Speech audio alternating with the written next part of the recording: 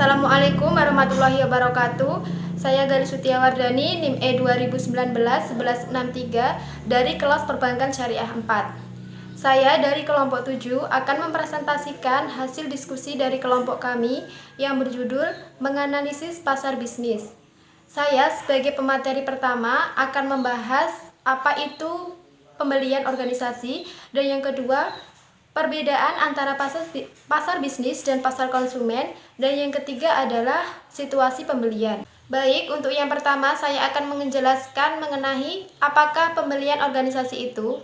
Pembelian organisasi adalah proses pengambilan keputusan di mana melalui proses ini organisasi formal menetapkan apakah mereka perlu membeli barang dan jasa, serta mengidentifikasi, mengevaluasi, serta memilah merek dan pemasok yang ada. Selanjutnya yaitu pasar bisnis versus pasar konsumen. Di sini saya akan menjelaskan mengenai karakteristik yang berlawanan antara pasar bisnis dan pasar konsumen. Yang pertama yaitu jumlah yang terlibat. Jumlah pembeli dalam pasar bisnis umumnya sedikit, namun daya belinya besar dibandingkan dengan pemasar konsumen. Yang kedua yaitu motif dan keahlian pembeli. Di dalam pasar konsumen atau pembeli individu maupun rumah tangga pada umumnya memiliki pengetahuan teknis yang terbatas mengenai produk, barang, dan jasa.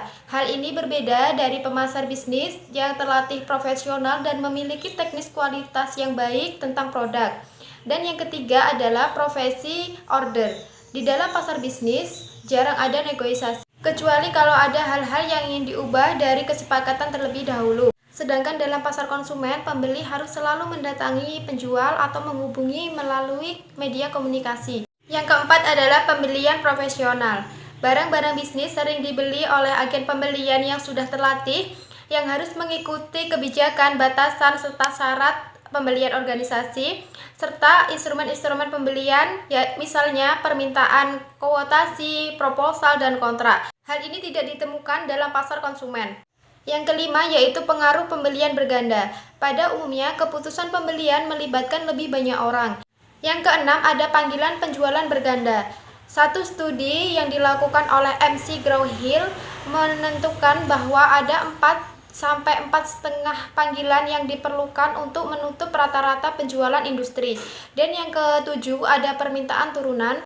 Permintaan untuk barang bisnis biasanya diturunkan dari permintaan barang konsumen. Yang kedelapan ada permintaan inelastis. Ini adalah total permintaan untuk berbagai barang dan jasa bisnis yang bersifat inelastis, artinya tidak banyak dipengaruhi oleh perubahan harga. Ini adalah permintaan barang dan jasa bisnis cenderung lebih tidak stabil dibandingkan dengan permintaan barang dan jasa konsumen. Dan yang ke-10 ada pembeli yang terkonsentrasi secara geografis. Ini adalah konsentrasi produsen secara geografis membantu mengurangi biaya penjualan. Dan yang terakhir ada pembelian langsung. Ini adalah pembeli bisnis sering membeli langsung dari produsen dan tidak melalui perantara. Itu situasi pembelian. Di dalam situasi pembelian ada 3 macam. Yang pertama yaitu pembelian kembali langsung, yang kedua pembelian kembali modifikasi, dan yang terakhir adalah tugas baru.